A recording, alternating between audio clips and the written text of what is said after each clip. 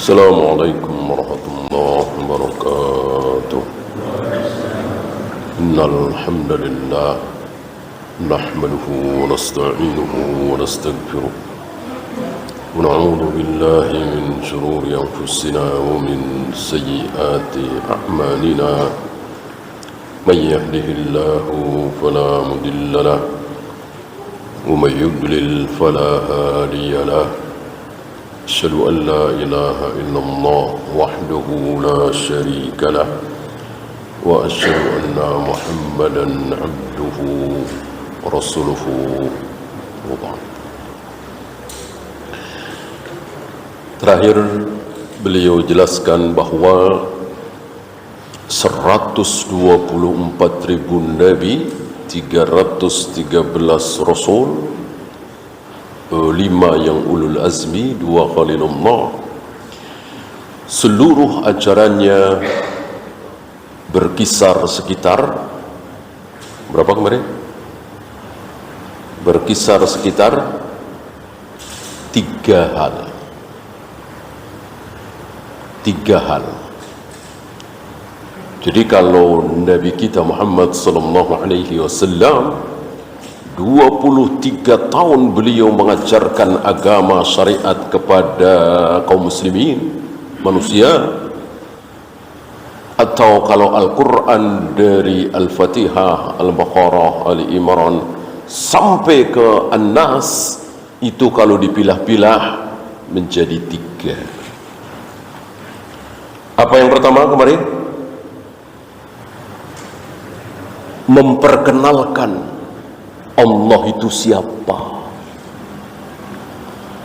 Allah itu ada di mana, Allah itu maunya apa, yang disukai oleh Allah apa, yang dibenci oleh Allah apa, yang dilakukan oleh Allah di sepertiga malam yang akhir apa, dengan apa Allah menciptakan Adam, dengan apa kelak Allah akan menggulung langit, dengan apa Allah akan menghentikan geraman Jahannam, dan seterusnya dan seterusnya.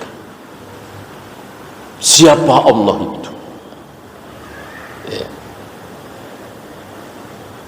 Yang kedua, bagaimana caranya untuk menuju ke Allah?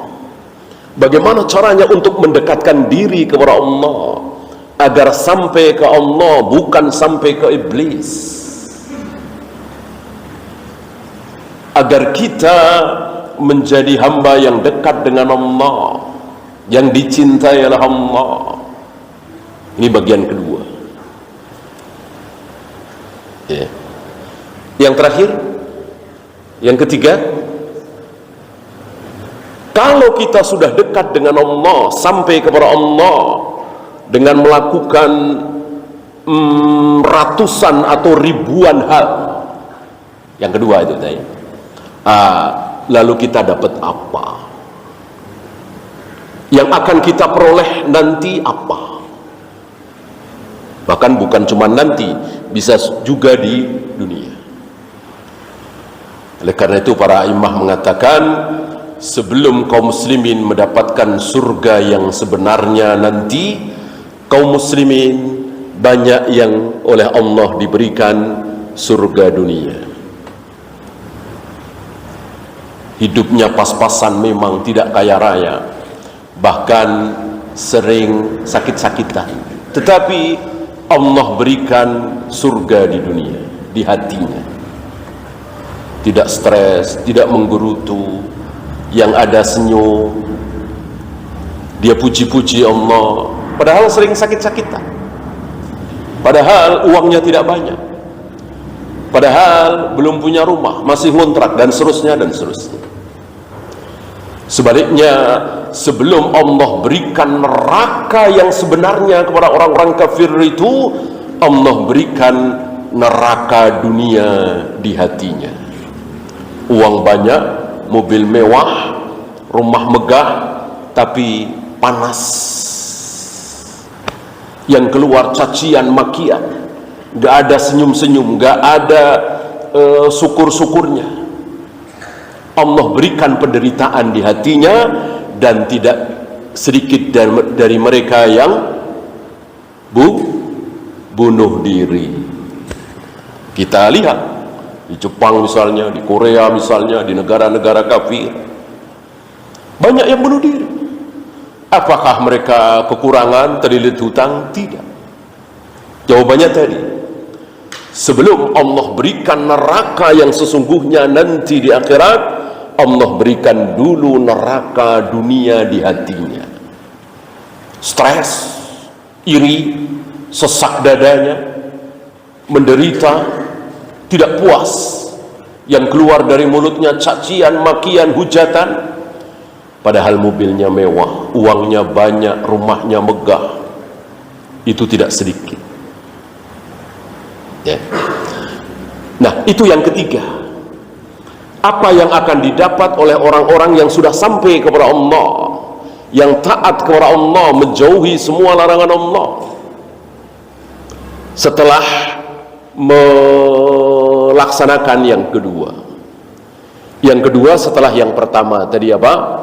Tahu, mengenal Allah itu siapa, ada di mana, maunya apa, tidak maunya apa, dan seterusnya dan seterusnya. Antum bisa cek dari ayat-ayat yang ada. Alhamdulillahirabbil alamin. Ini kalau nggak masuk ke pertama, kedua, ketiga. Ar-Rahmanir Rahim. Ini nggak, kalau nggak masuk pertama, kedua. Kalau nggak kedua, ketiga. Maliki yaumiddin. Qul a'udzu birabbin nas, tabbat yada abil lahabin wa tab, Yasin wal Qur'an. Ini kalau nggak masuk pertama, kedua. Kalau nggak, ketiga. Nggak ada yang keempat. Intinya di situ. Nah, insyaallah antum tahu dari Bismillahirrahmanirrahim, Alhamdulillahirabbil alamin, Ar-Rahmanir Rahim, Maliki yaumiddin, masuk kemana? Pertama, kedua, ketiga. Tentu pertama mengenal Allah. Allah itu Ar-Rahmanir Rahim, Allah itu Maliki yaumiddin, dan seterusnya. Qul a'udzu birabbin nas, malikin nas, masuk kemana? Tentu pertama mengenal Allah itu siapa, gitu ya. Kutiba alaikumus syiyam kama kutiba alal ladzina min qablikum, masuk kemana nih? Kedua, untuk sampai kepada Allah, dekat kepada Allah, maka ini cara kedua. Ada caranya. Apa? Saum Ramadan. Aqimus shalah wa atuz zakah, masuk kemana? Tentu kedua ya, agar sampai kepada Allah dengan mendirikan sholat, membayar zakat ya. Nggak ada yang keluar dari situ. Salamun qawlan min rabbir rahim wamtazul yawma ayyuhal mujrimun, masuk kemana ini? Masuk ketiga. Karena sudah dekat dengan Allah, taat kepada Allah, menjauhi semua larangan Allah, dapatlah salamun qawlan min rabbir rahim. Salam, salam. Yang memberikan salam siapa? Allah Rabbul Alamin. Kalau Khadijah, Abu Bakar kan jelas tuh, jelas. Kalau kita kan nggak jelas. Jangankan kita, para sahabat selain Abu Bakar dan Umar, adakah yang pernah diberi salam oleh Allah? Sepertinya tidak ada. Apalagi Imam Syafi'i, Imam Bukhari, apalagi kita semua. Mana ada wahyu yang mengatakan kita diberi salam oleh Allah? Tidak ada. Nanti salamun qawlan min rabbir rahim. Ada kata salam, kita diberi salam oleh Allah Rabbul Alamin.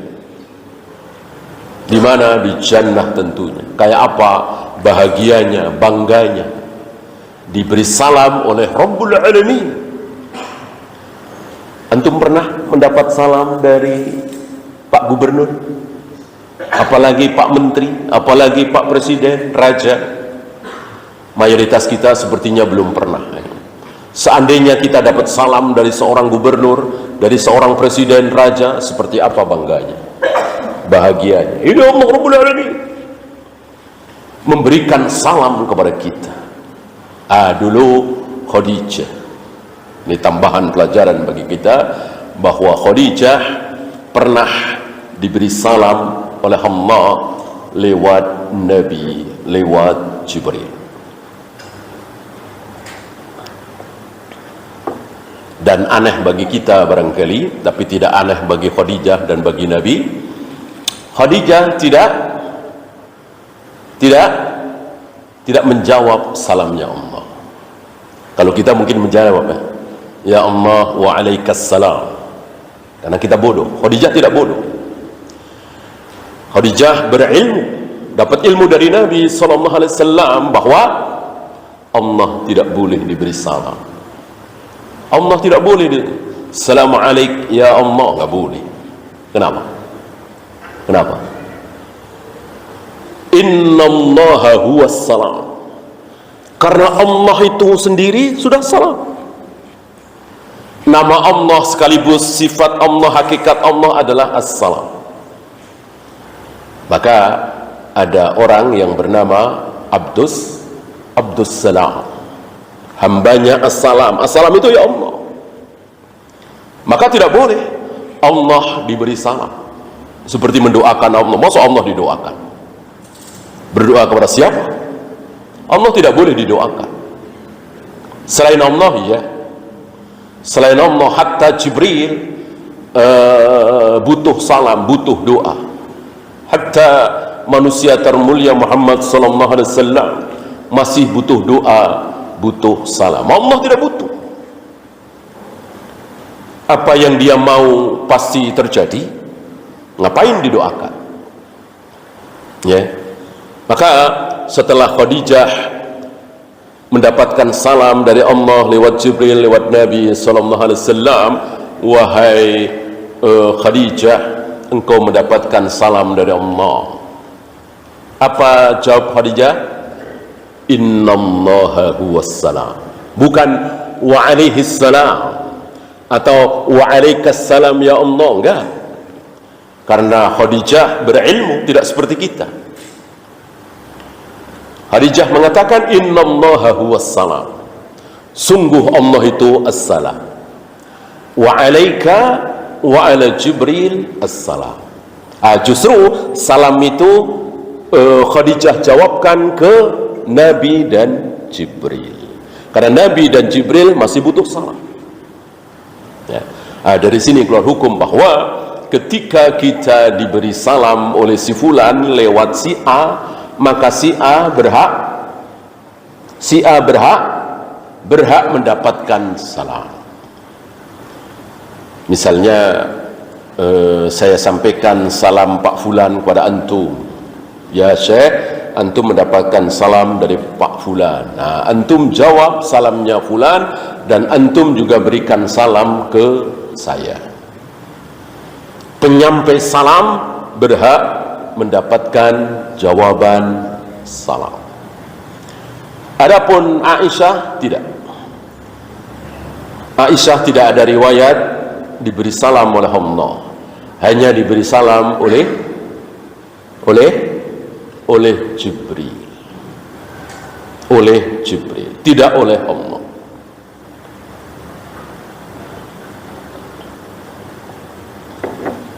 Adapun Khadijah diberi salam oleh Allah, juga diberi salam oleh Jibril.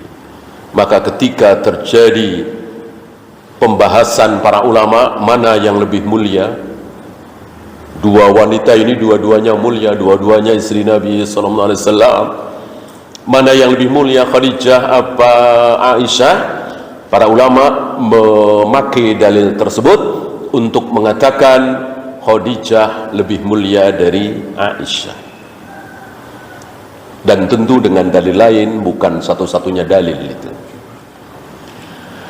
Dalil lain diantaranya adalah khairun nisa, sebaik-baik wanita, khairun nisa di muka bumi, di jagat raya alam semesta ini ada berapa? Ada 4. Ada 4. Siapa? Asia, istri Fir'aun. Yang kedua, Maryam, ibu Nabi Isa alaihi salatu wassalam. 3, Khadijah. 4, Fatimah, putri dari Khadijah. Aisyah tidak masuk. Aisyah, Ummu Salamah dan lain-lain tidak masuk. Cuma 4 itu. Apalagi istri kita, putri kita, cucu kita, cicit kita nggak mungkin masuk. Khairun nisa cuman ada 4 sudah dibatasi. Dengan demikian, bolehkah kita beri nama anak kita, cucu kita dengan nama khairun nisa? Tentu tidak boleh. Haram. Ini bukan nama, ini gelar. Dan tidak boleh disandang sebagai nama. Karena khairun nisa sekali lagi cuma 4. Jangan ditambah menjadi 5, 6, 7, 9 dan seterusnya. Ya. Banyak nama-nama yang disandang oleh kaum muslimin hari ini, ternyata nama itu haram. Salah satunya ini khairun nisa. Tidak boleh memberikan nama kepada anak kita, cucu kita, cicit kita dengan khairun nisa. Pasti salah. Walaupun artinya baik sekali. Ya baik, tapi tidak pantas untuk dia. Karena khairun nisa itu sebaik-baik wanita cuma 4 tadi.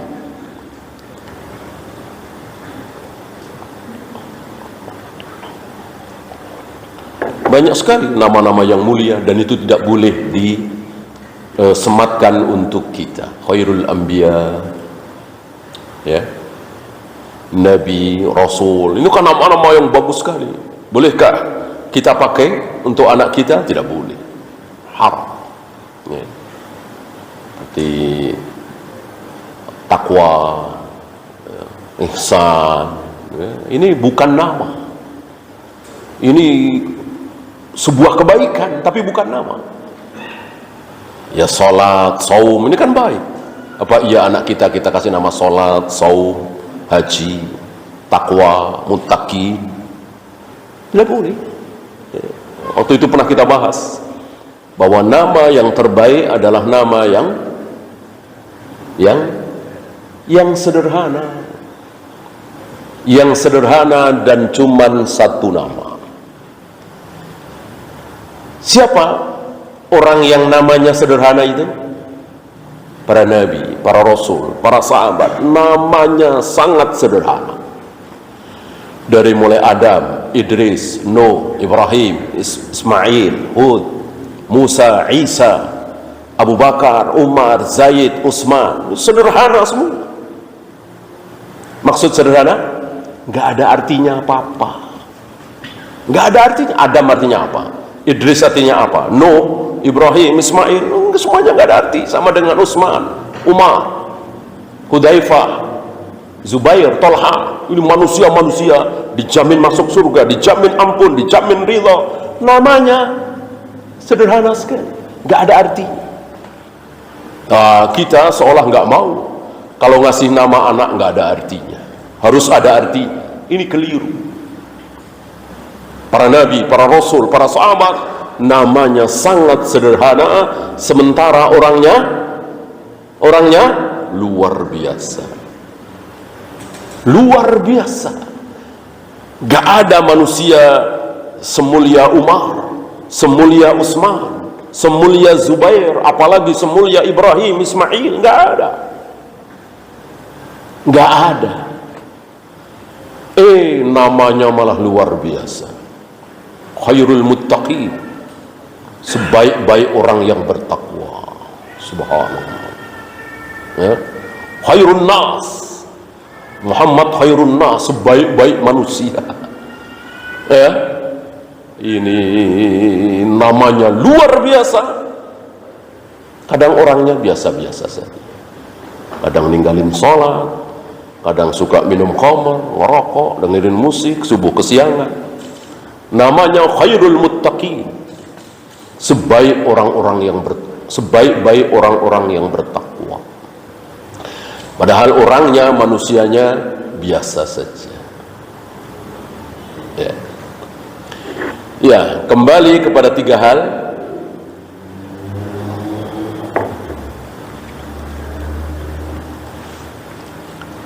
Wa qala fi sya'ni bayani khatamir rusul.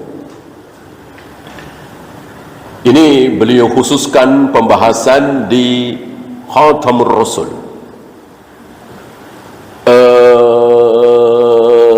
penutup para nabi, para rasul.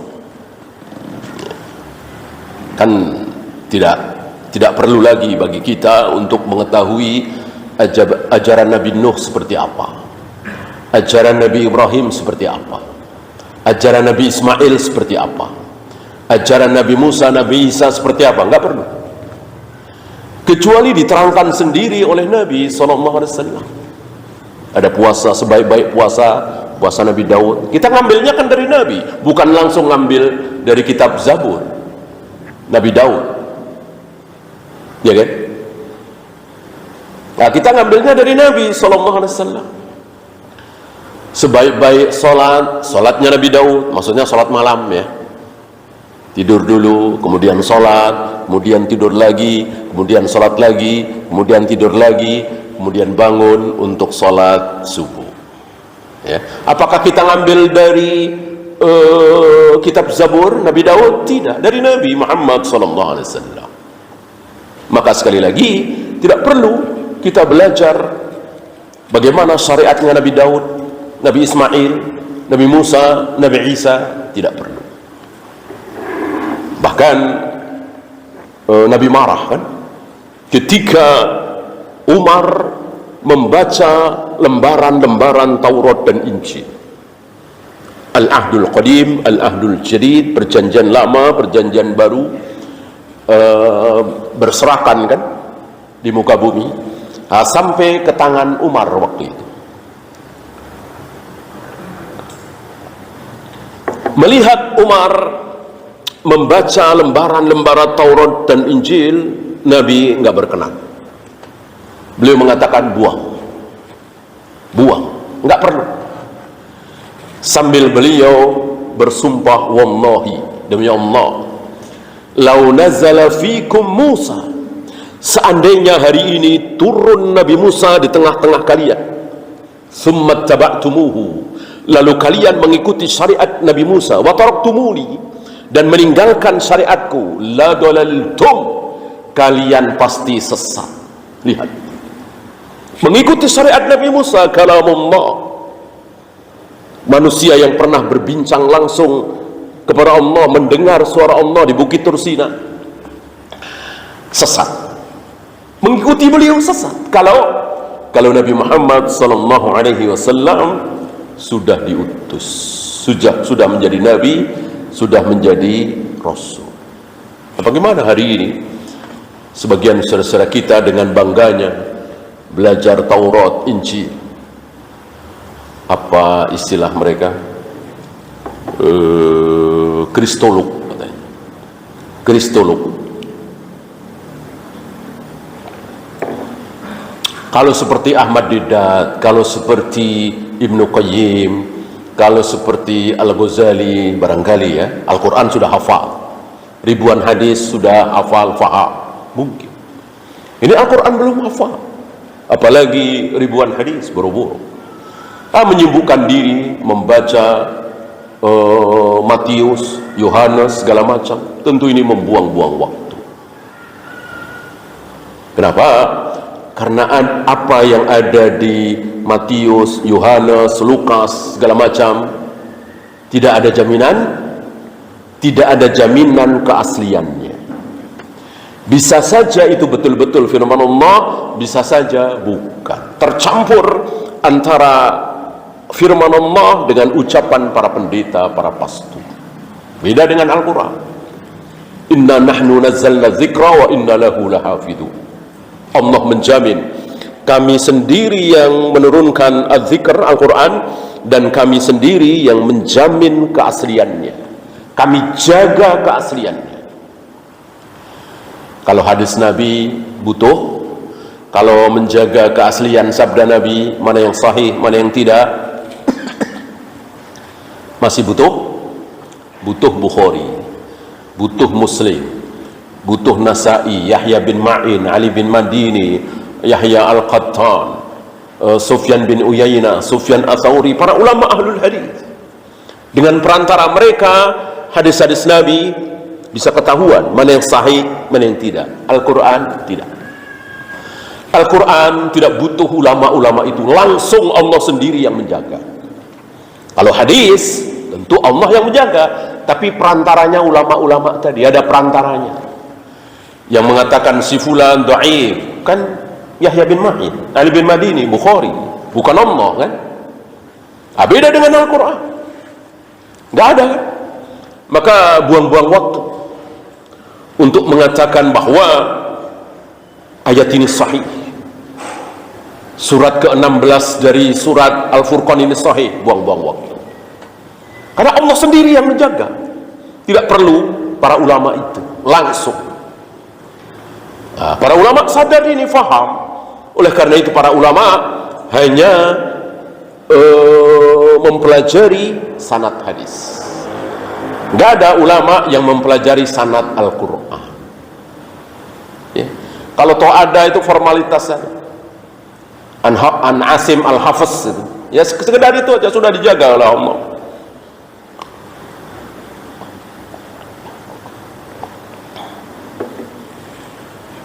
Dan kalau ada 7 huruf itu kan yang 6 sudah dibakar. Akhirnya seragam, 1 huruf. Bukan 7 bacaan ya. 7 bacaan masih ada. Dan itu kan sekedar ihdinas siratal mustaqim, ihdinas siratal mustaqim, sekedar itu aja. Ulaika hum khairul bariyah, ulaika hum khairul bariyah. Sekedar itu.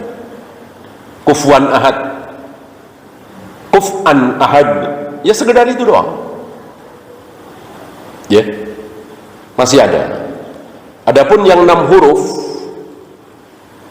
sulit dicontohkan karena memang sudah dibakar di zaman Utsman, disisakan 7. Dan Umar memerintahkan untuk membakar yang 6 ini karena berselisih masing-masing merasa benar, padahal 7-7-nya benar gitu. Ketika Nabi masih hidup nggak masalah ya. Umar pernah bermasalah dengan seseorang yang membaca surat Al-Furqan kalau tidak salah ya. Umar membaca, ada seorang laki-laki membaca surat Al-Furqan, didengar oleh Umar. Umar kan hafal ya, beda. Dan perbedaannya mencolok, bukan seperti tadi khairul bariyah, khairul bari'ah, ihdinas siratal mustaqim, ihdinas siratal mustaqim. Itu kan tidak terlalu mencolok perbedaan. Ini betul-betul mencolok. Seperti ta'ala dengan halumma, kan jauh sekali, tapi artinya sama, maksudnya sama. Ta'ala dengan halumma, kemari. Nah kira-kira seperti itu. Nah Umar mendengar surat Al-Furqan yang dibaca oleh seorang laki-laki ini beda dengan apa yang Umar dengar dari Nabi SAW. Antum tahu Umar seperti apa kan? Seorang yang sangat cemburu membela kebenaran. Maka orang ini diseret ke hadapan Nabi dengan mengatakan, ya Rasulullah, qad ghayyar. Orang ini telah merubah-rubah ayat. Dikiranya merubah-rubah, padahal tidak. Aku dengar surat Al-Furqan dari mulutmu ya Rasul, tidak seperti yang aku dengar dari dia tadi. Lalu Umar disuruh baca oleh Nabi, dibaca oleh Umar dari awal sampai akhir. Kata Nabi, betul seperti itu yang aku dengar dari Jibril. Coba kamu, si laki-laki ini juga disuruh baca Al-Furqan dari awal sampai akhir. Setelah selesai, Nabi mengatakan, iya, itu juga betul. Aku dengar Jibril seperti itu, padahal beda. Disinilah Nabi menerangkan bahwa ada 7 macam huruf. Bukan qiraah, sekali lagi ya, huruf. Huruf itu bukan huruf alif, ba, bukan. Mungkin terjemahan yang tepat itu dialek mungkin ya. 7 dialek. Ya kalau bahasa Indonesia agak sulit mencontohkannya. Mungkin bahasa daerah, mungkin bahasa Jawa lah, Jawa Solo dengan Jawa Surabaya kan banyak yang beda ya. Dengan Jawa Cirebon jauh sekali bedanya, dengan Jawa Serang, kira-kira begitulah. Perbedaannya cukup mencolok. Begitulah Al-Quran.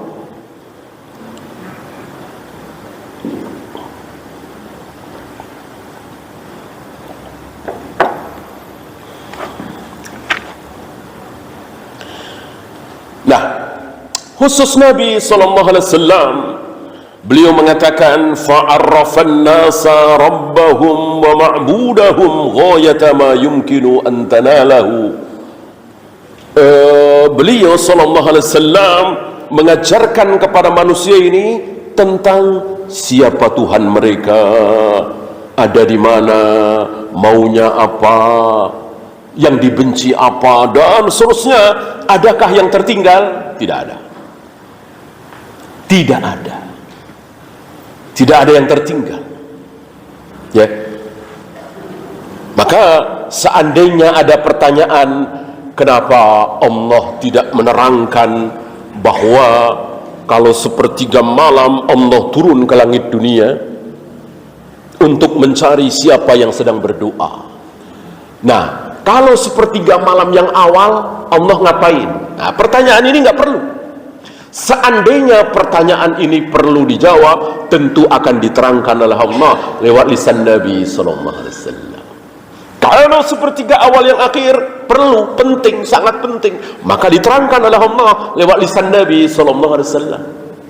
Adapun sepertiga malam yang awal, kalau di kita mungkin Isya jam 8, jam 9 sampai jam 10, pokoknya malam dibagi 3. Kalau 9 jam ya 3. Kalau 12 jam ya 4. Ya. Kalau malam itu 6 jam, kan ada mungkin ya di negeri mana gitu yang malamnya cuma 6 jam. Berarti 2. 2 malam, 2 jam pertama Allah ngapain? Ini nggak penting. Kalau penting, tentu sudah dijelaskan oleh Allah lewat lisan Nabi sallallahu alaihi wasallam. Adapun 2 jam terakhir penting sekali. Penting sekali, maka dijelaskan oleh Allah lewat lisan Nabi sallallahu alaihi wasallam. Kan Allah yang paling tahu mana yang penting, mana yang tidak penting, mana yang besar, mana yang kecil, mana yang perlu, mana yang tidak perlu. Allah yang paling tahu. Nah, sebagian saudara-saudara kita ini sok tahu. Bahkan sebagiannya mengkritik Allah. Kenapa mesti diterangkan hal seperti itu? Ya, kita nggak butuh tahu Allah mau di mana, bersemayam di mana. Yang penting kita tahu bahwa Allah itu Tuhan satu-satunya, berhak disembah, yang memberikan rezeki, yang memberikan kehidupan kepada kita. Kita nggak perlu tahu Allah itu bersemayam di mana. Kurang ajar ini. Betul-betul kurang ajar ini. Berarti mencela Nabi sallallahu alaihi wasallam.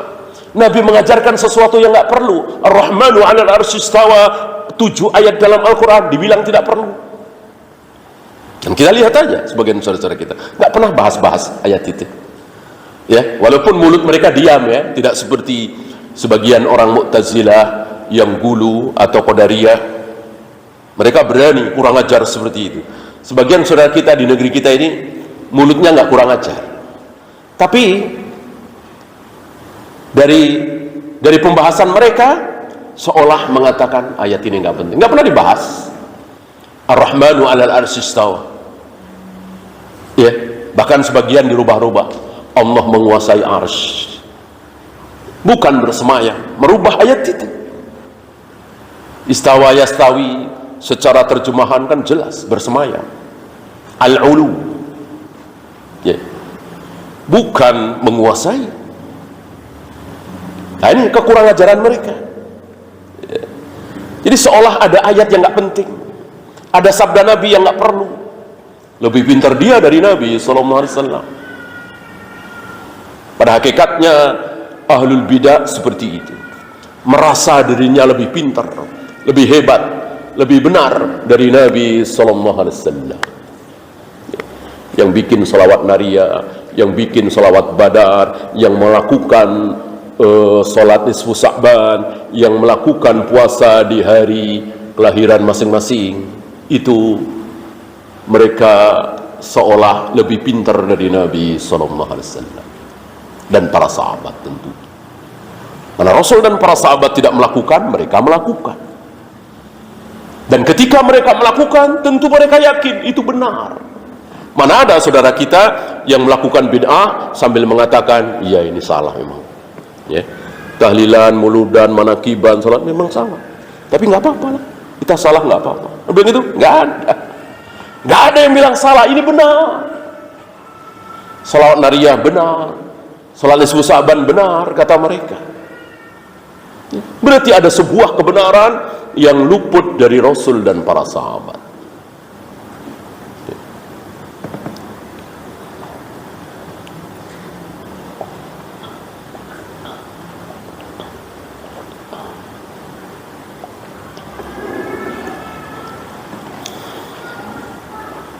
Kemudian beliau perkuat dengan ayat ke-51 dari suratul Ankabut. Awalam yakfihim anna anzalna alaikal kitab. Apakah tidak cukup bagi mereka ketika kami turunkan Alkitab kepada engkau? Yutsla alaihim, yang Alkitab itu dibacakan di hadapan mereka. Apa nggak cukup? Jadi masih beristihad, masih mikir, masih ditambah-tambah. Apa nggak cukup? Allah ada di mana, Allah maunya apa, Allah benci apa, di ayat, di hadis, apa nggak cukup? Gitu.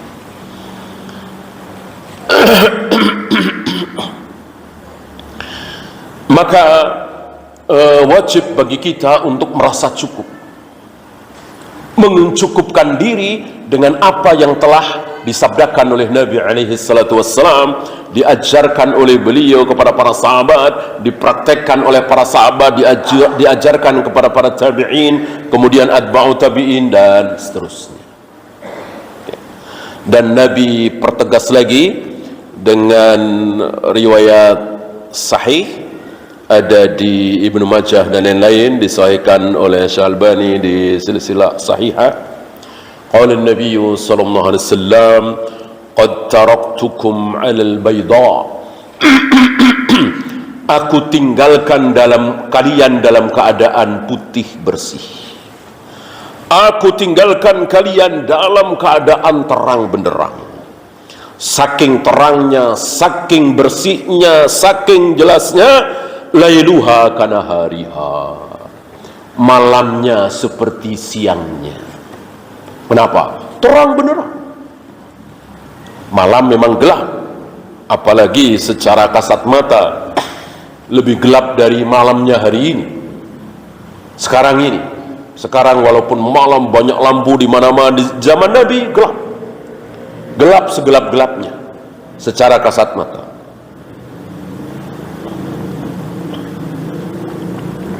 Oleh karena itu terkenal ada hadis golas.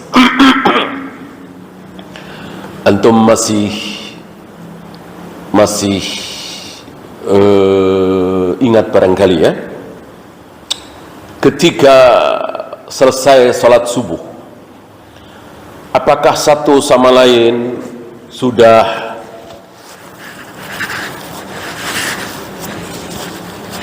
saling tahu, oh ini si A, oh ini si B, oh ini si C? Jawabnya belum. Artinya setelah salat subuh masih gelap. Mungkin ini bisa dijadikan bantahan sebagian saudara-saudara kita yang mengatakan bahwa subuh di Indonesia ini kecepatan. Jadwal subuh di Indonesia ini kecepatan. Maka sebagian dari mereka bikin fitnah, tambah 15 menit, 20 menit. Bahkan ada sebagian ikhwan kita di Jakarta Barat sana, tapi nggak banyak alhamdulillah, sengaja membuat telat ke masjid dengan anggapan yang salah tadi, bahwa jadwal subuh di negeri kita ini terlalu cepat, gitu ya. Sebetulnya boleh juga dibahas, silahkan, tapi jangan di depan orang awam. Ini masalah besar, bukan masalah kecil. Datang ke penguasa untuk merubah jadwal itu kalau memang betul. Tidak boleh kemudian sendiri-sendiri. Ini fitnah. Ini jadi fitnah. Karena ini masalah besar. Yang bisa menyelesaikan perselisihan adalah penguasa. Tidak boleh seperti itu. Dan melihat dari beberapa dalil, insya Allah tidak seperti itu. Karena tadi ya, kita tahu dari azan subuh, azan kedua ya, bukan azannya Bilal, tapi azannya Ibnu Umi Maktum, sampai qomat, itu lumayan lama. Kemudian Rasul mengimami salat subuh tidak seperti salat maghrib, tidak seperti salat isya. Salat subuh cukup lama. Bahkan antum bisa bayangkan membaca surat Hamim As-Sajdah dan Hal Ata 'alal Insan. Kan sering dilakukan oleh Nabi, terutama di subuh hari Jumat, yang di dalamnya ada surat ayat As-Sajdah, sujud tilawah. Tapi ini bukan sunnah ya. Sebagian saudara-saudara kita menganggap bahwa kalau subuh hari Jumat itu sunnahnya sujud tilawah, cari ayat-ayat yang ada ayat sajdahnya. Ini keliru. Ini keliru. Yang benar subuh hari Jumat membaca surat As-Sajdah. Kebetulan waqiatul ain, di dalam surat As-Sajdah itu ada ayat As-Sajdah ya. Maka sujud tilawah itu. Jadi bukan sujud tilawahnya. Bahkan kalau imam tidak sujud tilawah juga nggak apa-apa, nggak masalah, kan tidak wajib. Nah, tentu lumayan lama ya. Setelah sholat masih gelap, terkenal dengan hadis ghalas ya. Oleh karena itu tidak perlu diabaikan, tidak usah diabaikan, tidak usah diperhatikan ya. Tidak usah dihiraukan, udah mengikuti jadwal yang ada ya. Karena hari ini untuk mengetahui subuh sebagaimana dengan cara Nabi sulit. Beda dengan duhur, asar. Mengetahui waktu duhur, waktu asar dengan cara Nabi mudah, sangat mudah.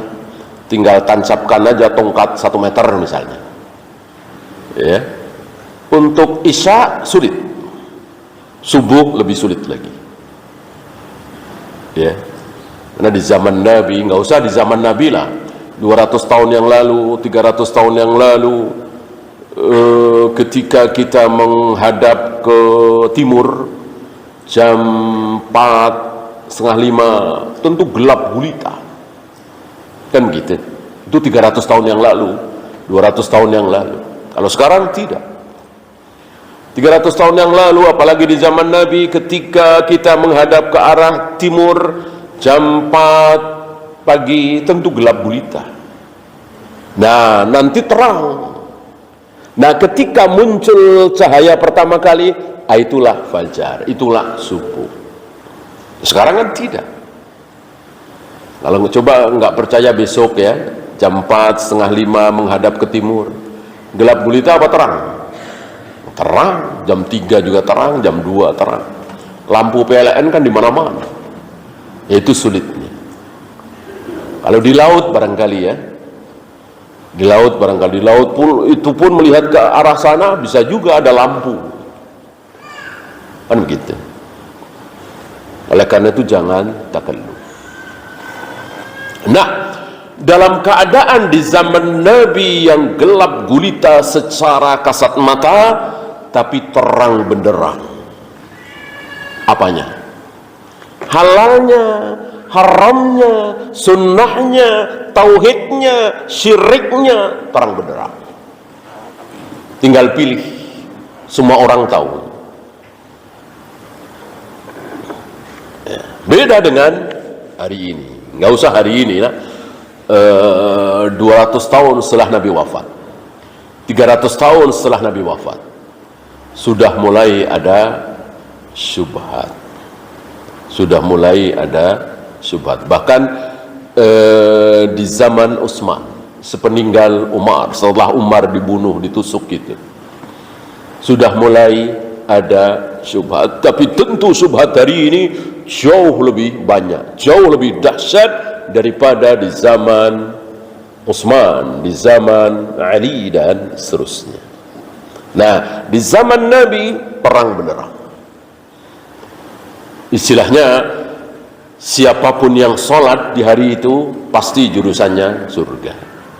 Siapapun yang puasa di hari itu jurusannya surga. Siapa yang baca Al-Quran, baca salawat, jihad, jurusannya surga. Yang neraka jelas, berzina, minum khamar, berjudi, berbohong, membunuh, gitu. Bandingkan dengan hari ini. Ada orang sholat, baca Al-Quran, baca salawat, tapi jurusannya ke neraka, terancam neraka. Ada apa tidak? Banyak sekali.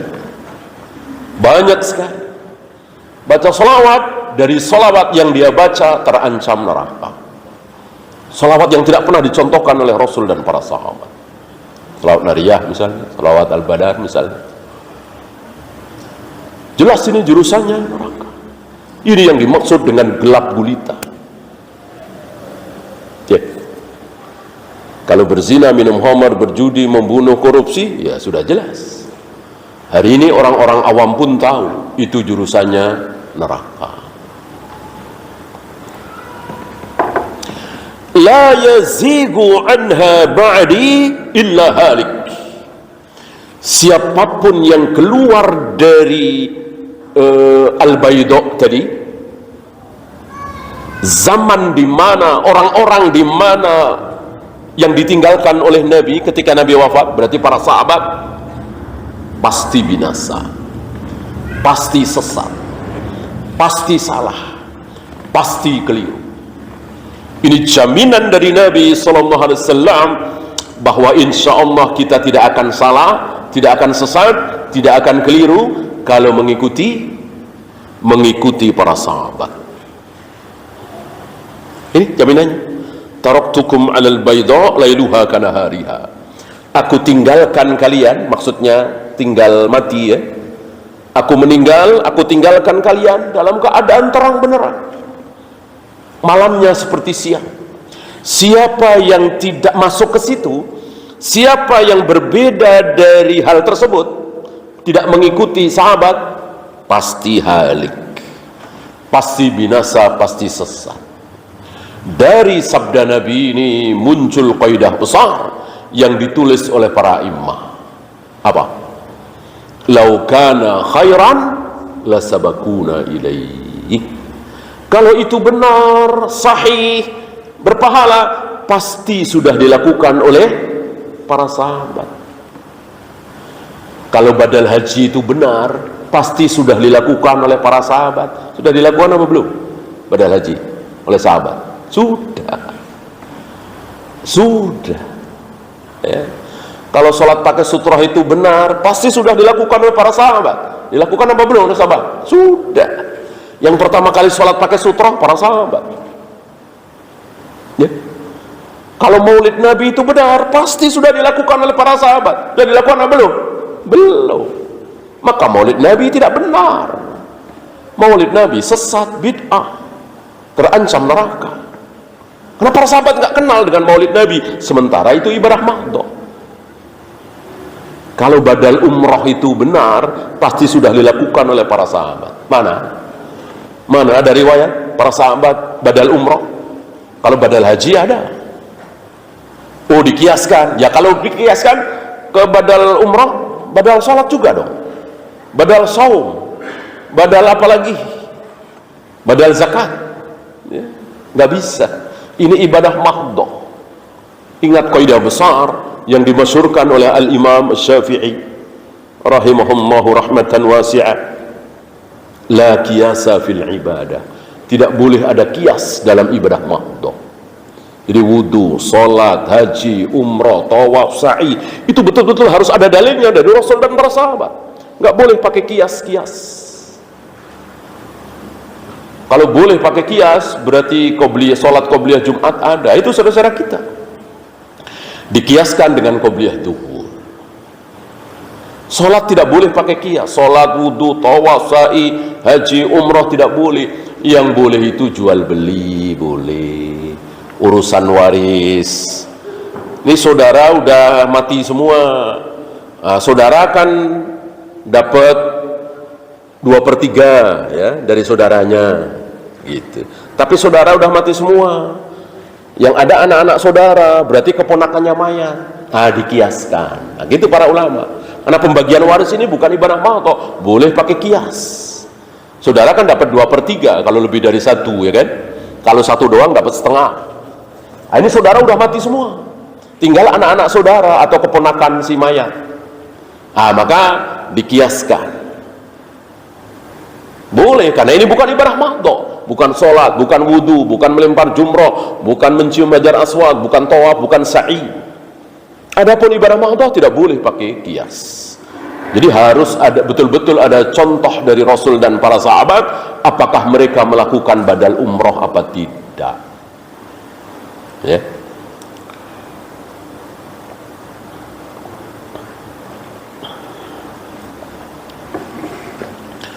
Kemudian Nabi juga bersabda, ini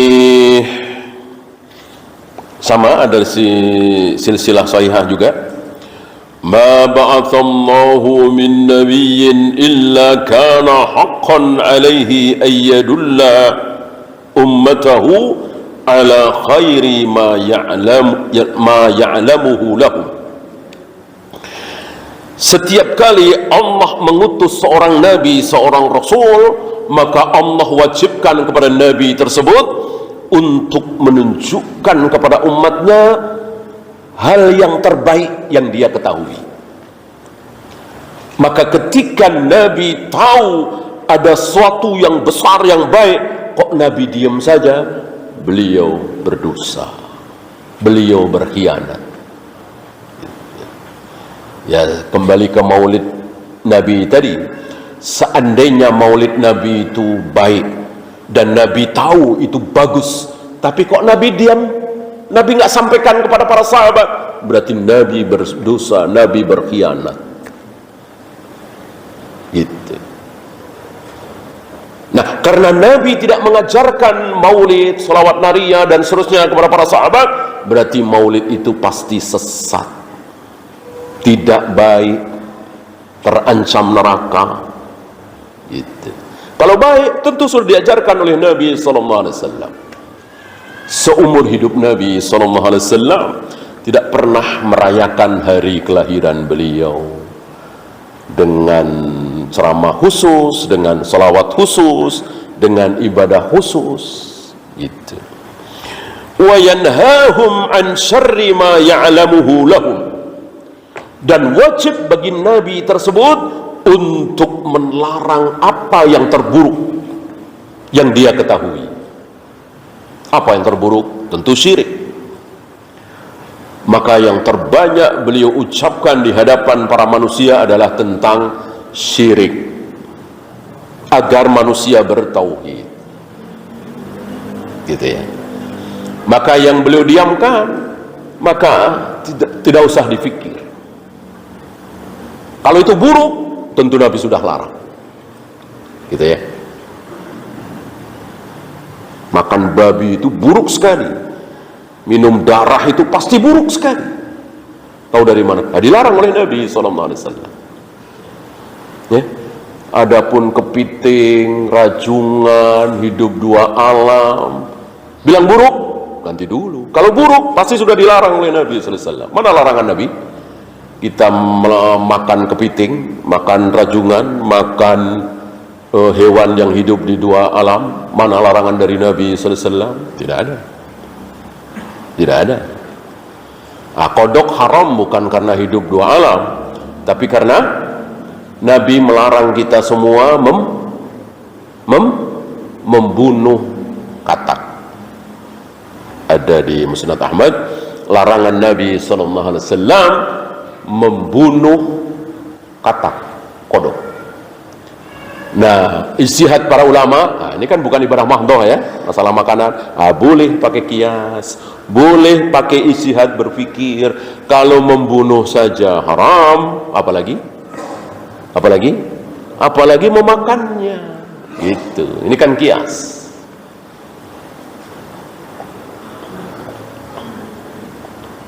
Adapun sholat, tawaf, sa'i nggak boleh pakai kias. Harus betul-betul ada contoh dari Rasul dan para sahabat.